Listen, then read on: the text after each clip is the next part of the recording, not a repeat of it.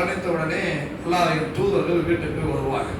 அப்படி வீட்டுக்கு வரும் பொழுது அவருடைய கண்கள் திறந்த நிலையில் இருக்கும். அப்ப கண்கள் திறந்த நிலையில் இருக்கும் பொழுது ரசூலுல்லாஹி ஸல்லல்லாஹு அலைஹி வஸல்லம் அவர்கள் அப்போ ஒரு செய்தியை சொல்வார்கள். அவருடைய உயிர்கள் கைப்பற்றும் பொழுது இவருடைய பார்வை பின்பற்றது.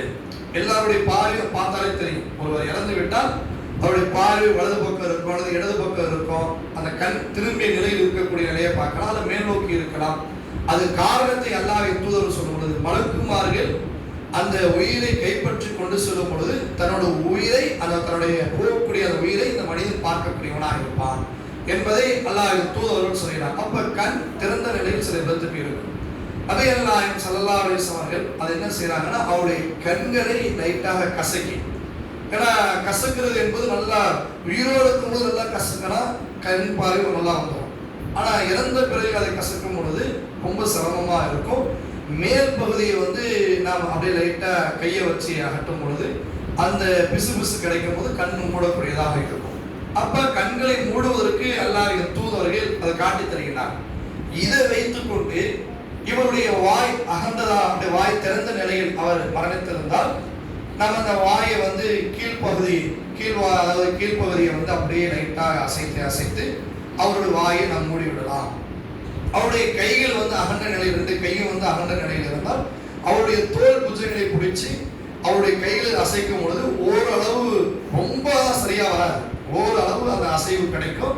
அவருடைய கையில் ஓரளவு அவருடைய பக்கத்தில் வைக்கலாம். கால்கள் அகண்ட நிலையில் இருந்தால் கால்களையும் அதே போல அசைச்சு வைக்கலாம். இந்த கண்ணு தான் சட்டம், அதிலிருந்து இதெல்லாம் எடுக்கப்படுது. கண்கள் திறந்திருந்த நிலையினால் நபிகள் நாயகம் ஸல்லல்லாஹு அலைஹி வஸல்லம் அவர்கள் அதை பார்த்து விட்டு கண்களை மூடுவதற்கு கற்றுத் தருகிறார்கள். அந்த கண்களை சில பேர் நேரடியாக பார்ப்பாங்க. பார்க்கக்கூடியவன் அந்த கண்கள் பார்க்கறதுக்கு ஒரு வித்தியாசமான ஒரு நிலையில் இருந்தால் பார்க்கறது என்ன இப்படி இருக்கிறாரு, அது ஒரு கேலி கிண்டல்லாம் வருவதற்கு வாய்ப்புகள் இருக்கு. அதனாலதான் அல்லாஹ்வின் தூதர்கள் அவருடைய கண்களை மூடிவிடுகிறார். அதை வைத்து அவருடைய உடலில் இருக்கக்கூடிய ஏனைய உறுப்புகள் அது சரியான முறையில் இல்லை என்றால் இப்படி நாம் சரி செய்து கொள்ளலாம். இது ஒரு செய்தி. இரண்டாவது இன்னொரு செய்தி என்னவென்றால், அந்த உடல் சிலருடைய உடல்கள் கிணத்த உடம்பாக இருக்கும், பார்ப்பதற்கு கொஞ்சம் சகிக்க முடியாத அளவுல இருக்கும்.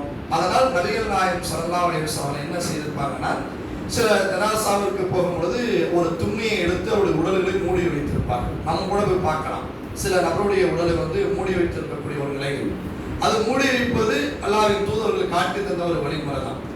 எந்த அளவுக்கு நாம் மூடி வைக்கக்கூடிய ஒரு நிலைகளை நாம் எடுத்துக்கொள்ளலாம். அந்த கண்களை கசக்கிற ஒரு செய்தி சொன்னோம்ல, அதுல இன்னொரு தகவல் என்னன்னா, சில இடங்களை நீங்க பாத்தீங்கன்னா இரண்டு கால்களையும்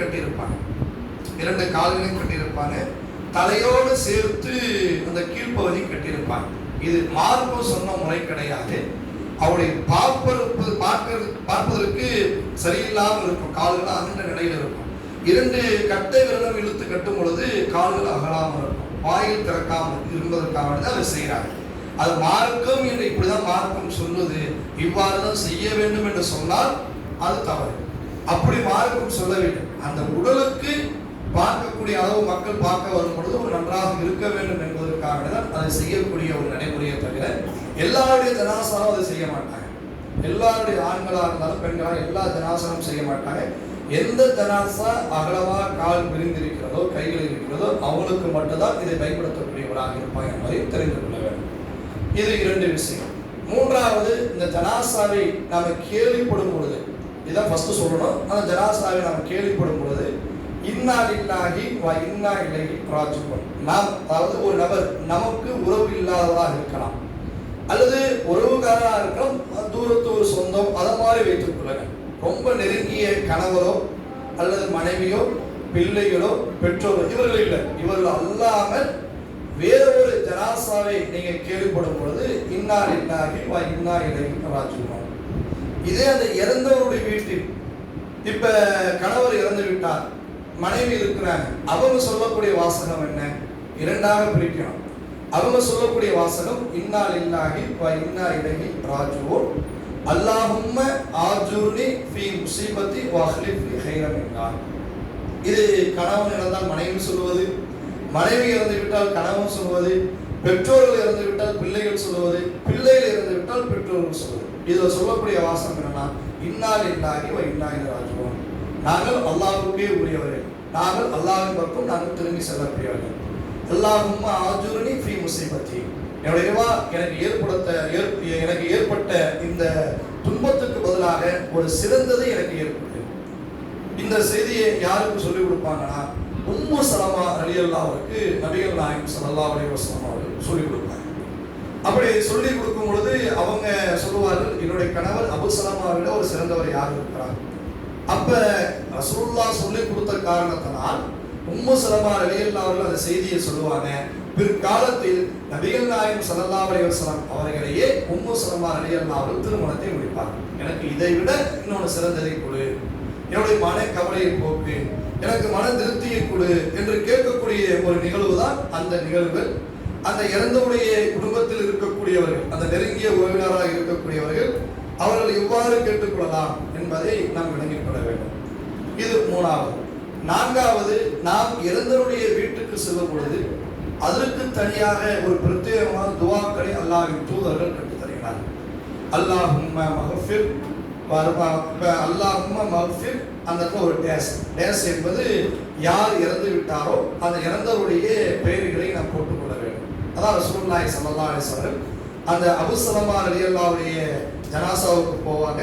அந்த ஜனாசாவுக்கு போன பிறகு அல்லாஹ்வின் தூதர்கள் இதை இவ்வாறு சொல்வாங்க, அல்லாஹும் மக்ஃபிர் அபு சலமா, என்னுடைய இறைவா அபு சலமாவுடைய பாவங்களை நீ மன்னித்துக் கொள்வாயாக. வர்ஃபா தரஜத்தஹு, அவருடைய தரஜாவை, அவருடைய அந்தஸ்துகளை நீ உயர்த்துவாயாக. ஃபில் மஹ்தீன, அவருக்கு நேர்வழி காட்டுகிறாக. இப்படி அந்த துஆ கொஞ்சம் பெருசா வரும். இது இறந்தவருடைய வீட்டுக்கு நாம் செல்லும் பொழுது, ஜனாசாவை பார்க்கும் பொழுது, அந்த ஜனாசாவிற்காக நாம் சொல்லக்கூடிய செய்திகள் என்பதை அல்லாஹ்வின் தூதர்கள் சொல்லக்கூடிய ஒரு நிகழ்வாக இருக்கிறது. அதே நேரத்தில் இன்னொரு செய்தியாகவும் நாம் கவனத்தில் கொள்ள வேண்டும். இப்ப அந்த ஜனாசாவுடைய வீட்டுக்கு போறோம், ஜனாசாவுடைய கண்களை மூடி விடுகிறோம், உடலை